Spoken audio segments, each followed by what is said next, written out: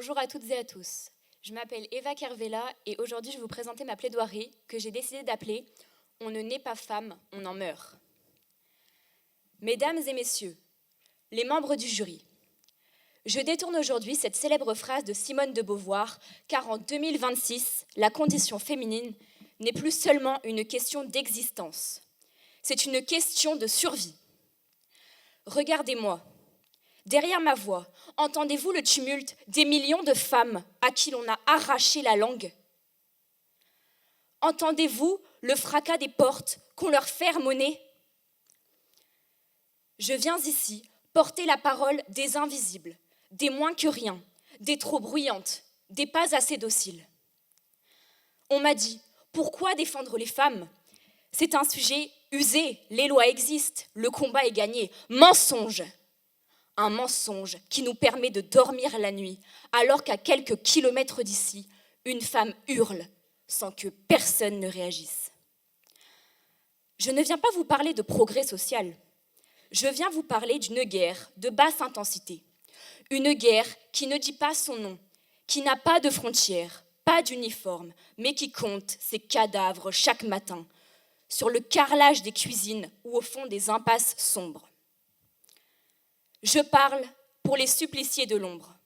Je parle pour celles que l'on appelle ma chérie avant de leur briser les côtes.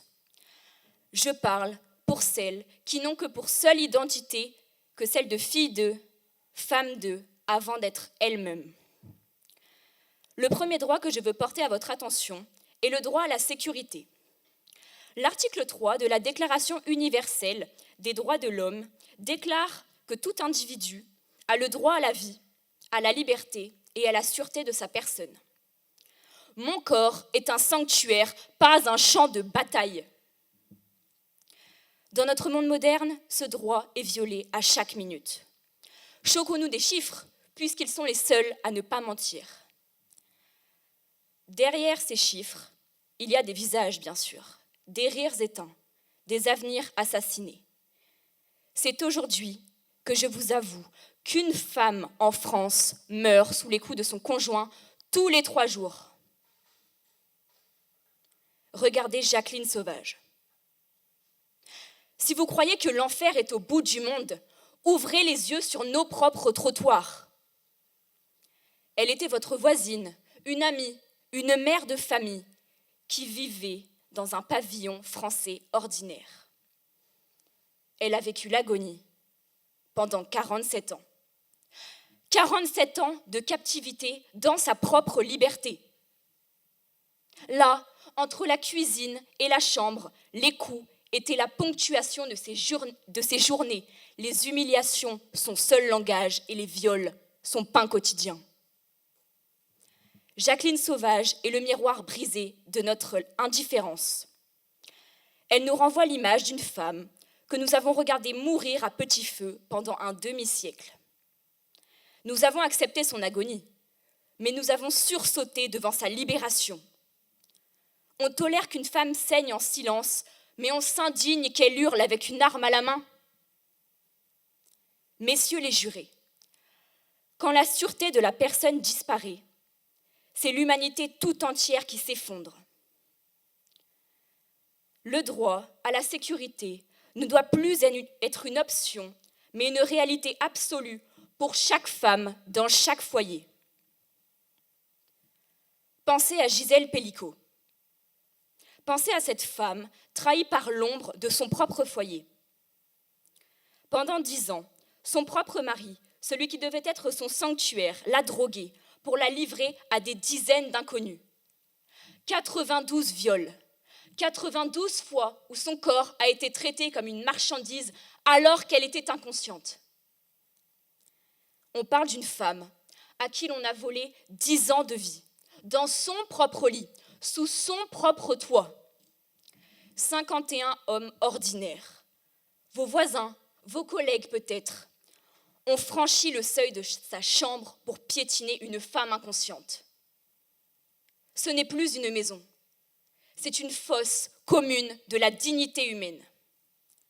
Gisèle Pelicot n'est pas une inconnue dans un journal.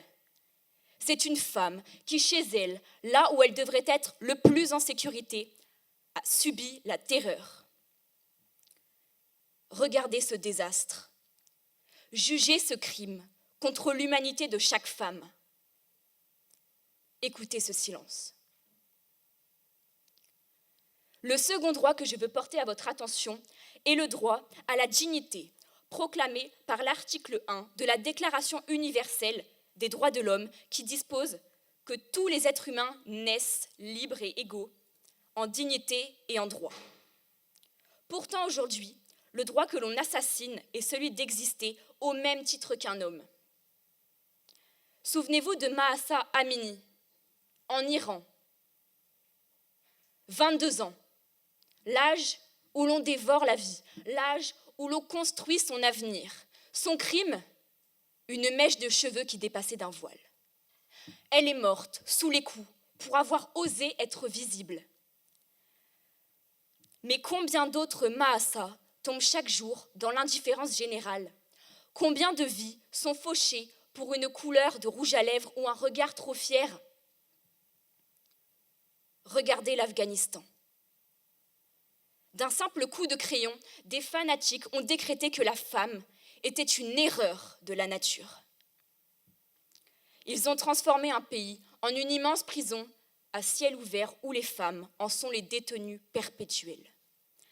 On a muré les fenêtres des maisons pour que même le regard d'une femme ne puisse s'en échapper. On a verrouillé les écoles comme on verrouille des cellules. On a même interdit aux femmes de rire dans la rue. Imaginez cela, un pays où le rire d'une femme est un crime. On ne leur vole pas seulement un sourire, on leur arrache leur visage, on leur vole leur diplôme, leur voix, leur âme. On tente de gommer leur existence, de faire d'elles des ombres anonymes. Les talibans n'ont pas peur des bombes, ils ont peur des livres entre les mains des filles. Parce qu'un livre est une arme, parce qu'un livre est une lumière. Quand on interdit à une fille d'apprendre, on ne punit pas seulement une enfant. On mutile l'avenir, on décapite l'intelligence d'un peuple. Mesdames et messieurs, une nation qui enferme ses femmes est une nation qui se suicide. Messieurs les jurés, le silence est aujourd'hui le plus bruyant des mépris, car leur calvaire, lui, continue à chaque instant. Il est temps que la peur change de trottoir. Il est temps que le silence devienne une trahison. Il est temps que l'égalité ne soit plus un slogan sur un sac en coton, mais une réalité gravée dans le marbre de nos actes. Nous allons sortir de cette salle, mais je vous en supplie, ne refermez pas cette porte. Ne redevenons pas les complices passifs d'un système qui sacrifie ses filles sur l'autel de la tradition ou de la paresse. La justice n'est pas un état de fait, c'est un état de droit et c'est un combat de chaque instant.